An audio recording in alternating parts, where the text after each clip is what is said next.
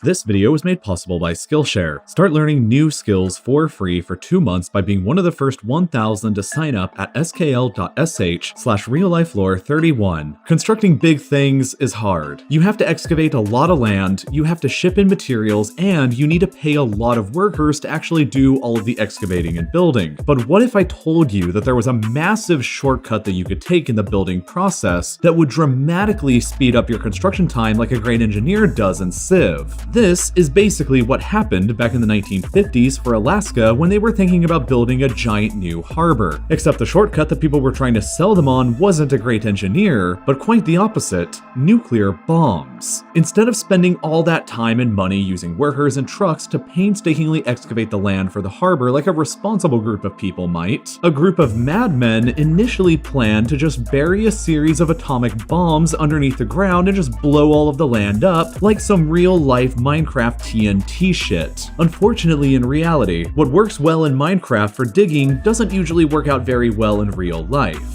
You see, back in 1957, atomic bombs weren't really as scary to everybody yet as they are to us today. They had only just been invented a little over a decade ago, and the US government was actively searching for potential peaceful uses of the bomb for construction purposes in a project that was codenamed Operation Plowshare. As part of that operation, the US government did detonate a powerful atomic bomb underground in the desert of Nevada as part of the Sedan nuclear weapons test. In an instant, the bomb displaced over 11 million tons of soil and created a crater that was 100 meters deep by 390 meters wide. The only problem with it was all the bad nuclear fallout down at the bottom, which meant that it wasn't actually safe to send anybody unprotected down there until 7 months later after the test had already been performed. The test proved that in theory, yes, you could cheaply and efficiently remove a lot of soil for excavation purposes by just burying an atomic bomb and blowing it up. The problems were the consequences that came after that. But consequences didn't really seem to matter very much to the team that was a part of Operation Plowshare up in Alaska, who wanted to demonstrate the peaceful power of nuclear weapons by building Alaska's newest harbor with them.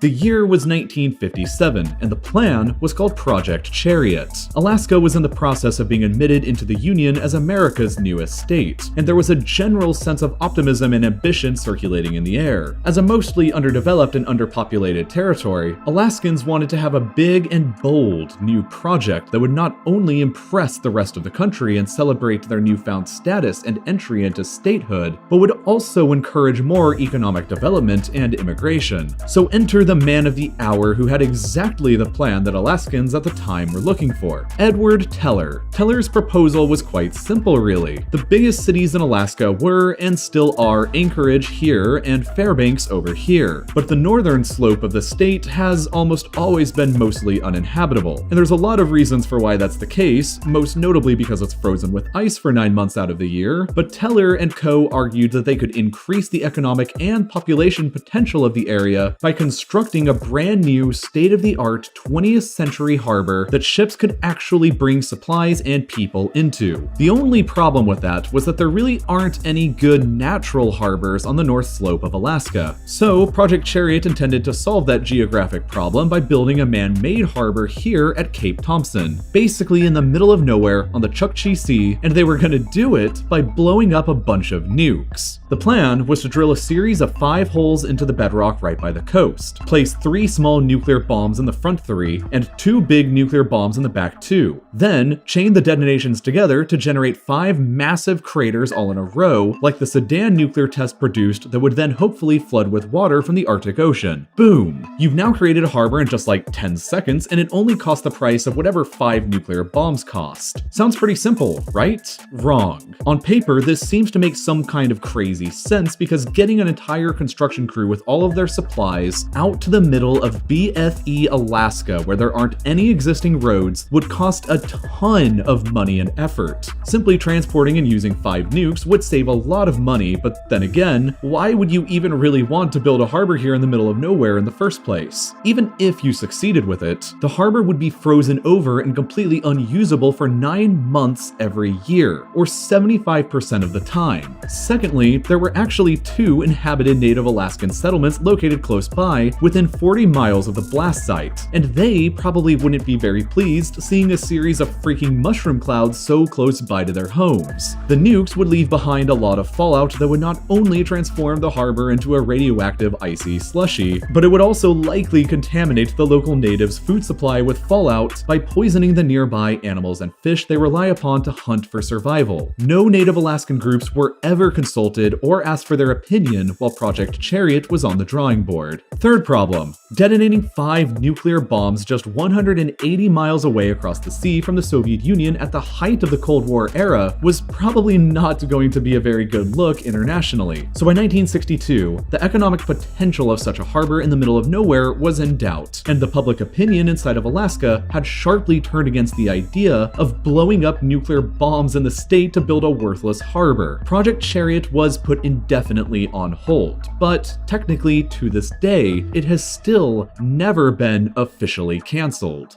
Sometimes, it shouldn't take a lot of effort to learn that blowing up a nuclear bomb near an inhabited city to dig a hole in the ground is probably not a very good idea. Other things in life, though, take a lot more effort to learn, like how to stay more organized and productive with work or school, which you could actually do right now by taking this class called Real Productivity: How to Build Habits That Last, which is taught on Skillshare by my real friend Thomas Frank. He runs a YouTube channel that's called, Thomas Frank. But even if you're already outrageously productive, Skillshare will definitely have something else for you. It's got thousands of classes for creative people to improve their skills in every subject, from animation to coding to painting to music to marketing and so much more. There's plenty of options for you to take at any skill level, and the classes have short lessons that can fit into any schedule that you might have. So to get 2 months of taking any class on Skillshare you want for free that'll teach you how to be better at anything you want, be one of the first 1,000 people to sign up